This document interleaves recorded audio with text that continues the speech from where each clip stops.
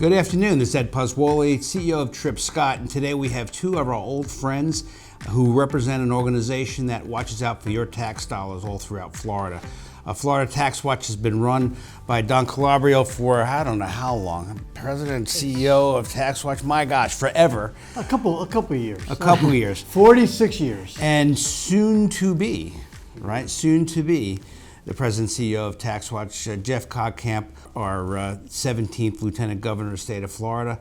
Welcome to you both. Great to be with you. So, Dom, so at this point in your career, there's been a lot TaxWatch has accomplished. And for those of our viewers who are unfamiliar with TaxWatch, go through some of the key accomplishments of TaxWatch so they understand the types of policy making and things that TaxWatch tries to accomplish. You know, Ed, what TaxWatch really is the eyes and the ears of the taxpayers. But more than that, it also works to change bad tax policies so that we can encourage more wealth to come to Florida.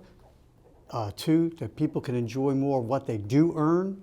Three, that the impact of the quality of service from education, transportation, water quality, everything in Florida is better. So the quality of life is better. So not only is it more affordable to live here, keep more of what you earn, you have a better quality of life. Is it TaxWatch's role as a bit of a watchdog? It's a watchdog, guide dog, and bird dog, but it's not a lap dog. Gotcha. I understand that. and Jeff, so how do you take over for somebody who's forged this, forged a great path for TaxWatch, and you're taking over for Dom, and we got to pay him appropriate homage, but you by yourself have quite an accomplishment. What's the goal when you take over? Well, obviously, Dominic is an iconic figure in Florida. You say TaxWatch, people say Dominic Calabro, as they should. Right. You mentioned what are some of the wins. Well, it wasn't for TaxWatch, we'd probably still be paying the intangibles tax. If it wasn't for TaxWatch, the businesses of Florida would still be paying a business rent tax that we killed last year, a 10-year effort by Florida TaxWatch. If it wasn't for TaxWatch, we probably wouldn't have a taxpayer's bill of rights. So this is an organization, not just a watchdog, but a public policy think tank. And we go to work every day. We have a world-class research team and think about how can we make life better for people in Florida? What public policy can we help enact at the state capitol to make Florida better? And that's what drives us. It's what drives both of us.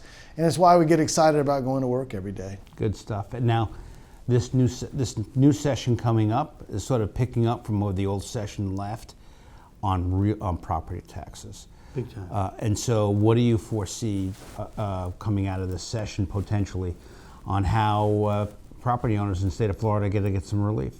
You know, Ed, it's a really important point, I think, but the biggest problem is that it's not just property taxes, it's just the value, the cost of living and Right. housing. Right. Affordable housing is just going through the roof, and that's because we're so successful. I mean, Florida is the beacon, it's the place where everyone wants to come, particularly Broward County, Palm Beach County, even Miami.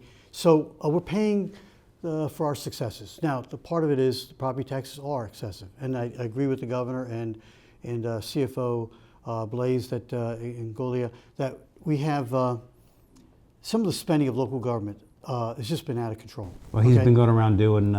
Yeah, and there's really a couple of things you got to do. There's one set of things that need to be done constitutionally, like maybe raising the homestead exemption to a reasonable level, maybe $500,000, $1 million. I mean, a big. Well, we number. indexed it now to inflation, right, or CPI. Yeah, but that's a very small number. But you could do a big hit. Of course, they're all doing it by non-school taxes, but that's a big part of the taxes, school taxes. Two, there's a lot of things that have to be done by statute that you can fix and make much more taxpayer friendly. One of the things we're looking at is the Value Adjustment Board. What is that? That's when you have a challenge to the value. Right now, in virtually every county, Miami does it really well, one of the very few. It's the fox watching the hen house. What do I say about that? That's when the folks that are appointed by the school board members or the county commission, they sit on this Value Adjustment Board. So of course they don't want to help the taxpayer. And in fact, taxpayers only win 3% of the time, including the big wins in Miami. But Dom, there's a process. Yeah, it's exactly. a screwed up process that puts the taxpayers on the end of the gun. And we're going to change that. Jeff, what do you make of Blaze's effort as the CFO to go around and point out wasteful spending of local governments? I mean, it seems to be making some headway. He's drawing he's drawing a light to overspending on local government size. I mean, is there a way that TaxWatch plays a role in that, in the review of that?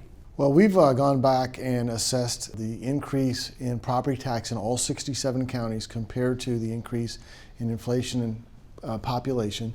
And he's right. As far as those numbers are out of whack. Now, you know, I've done some of the press conferences with him and used that as an opportunity to let people know, guess what Florida TaxWatch is doing? We're opening local chapters starting right here in South Florida because people have contacted us and asked us to be the watchdog of the local government budget because they see what's going on. Now, obviously, we've got to make sure we fund core functions of government, starting with safety and security. That's got to be a priority. But there are plenty of opportunities to get some controls on spending at the local level.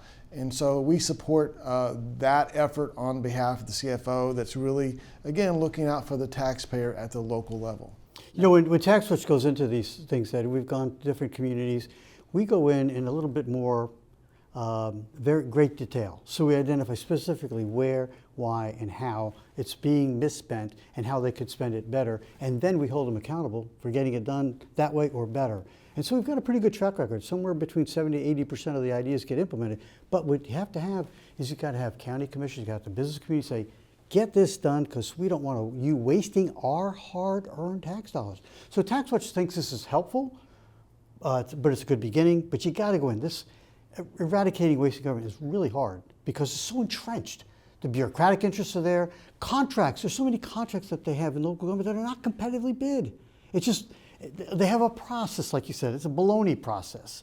And so you've got to break through that nonsense. And TaxWatch has got a good track record of doing that. So by having these local chapters particularly, we'll give people a meaningful voice, a meaningful point of action to get results in their community. Right now, they get 3 minutes before the city council or the county commission, and yeah, we heard you, and that was it. Nothing changes. Right, move on. Let's go. So we're in November. It's turkey time soon, and I know that you all are famous for, TaxWatch is famous for Tallahassee turkeys coming out of the legislature. Yeah. Were there a lot of that this year?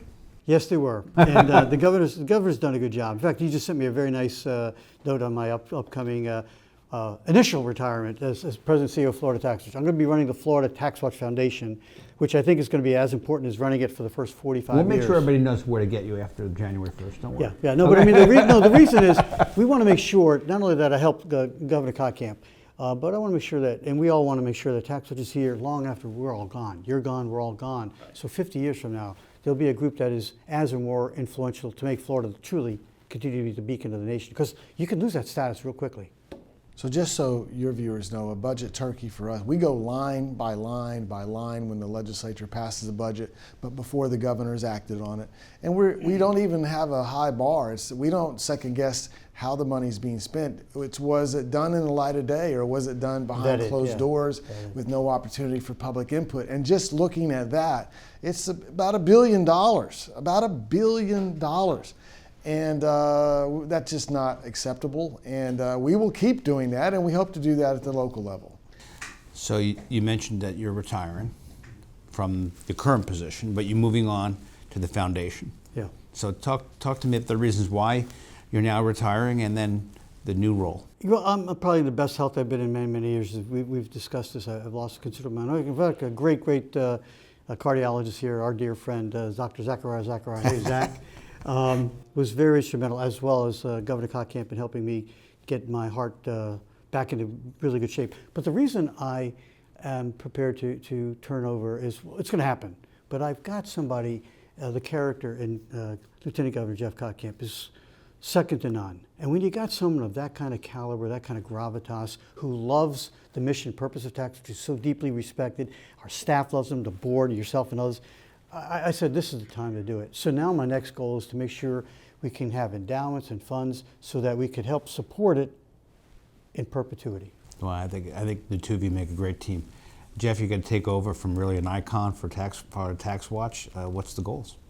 The goal is to build on this incredible, almost 50-year foundation that Dominic has built.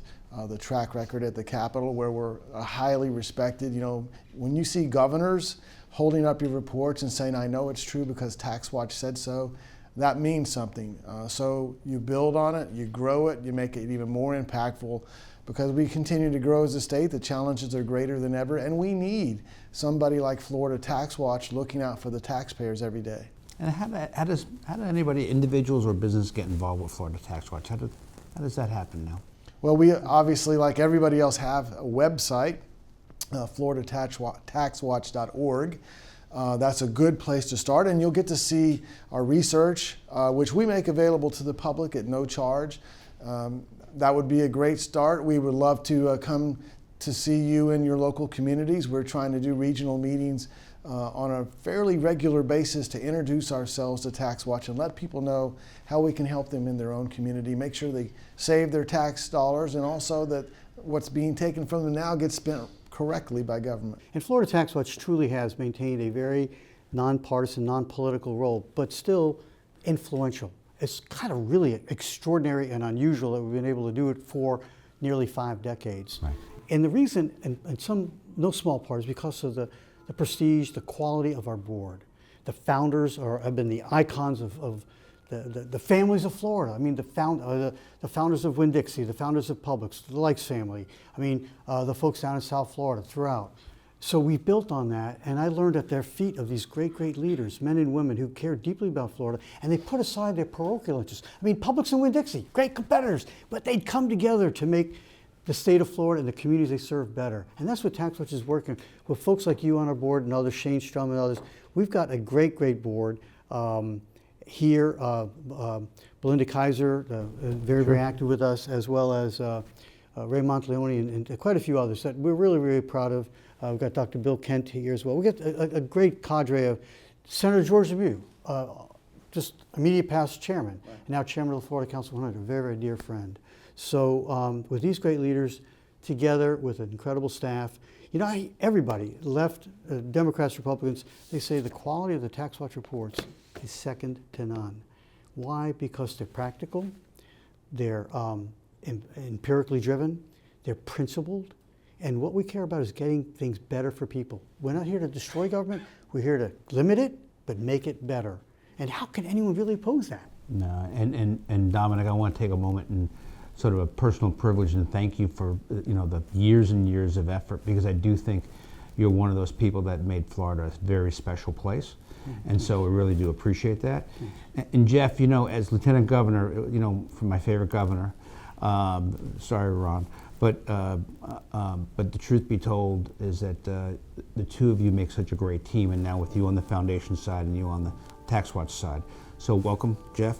But the true issue is now, Florida needs to remain the beacon in the country. Exactly. Given what happened in the election results and everything else, we need to continue to be that place. Two words, eternal vigilance. Yep. Eternal vigilance is the key to our freedoms. On that note, thank you, gentlemen. Really appreciate it. Thank you, Ed.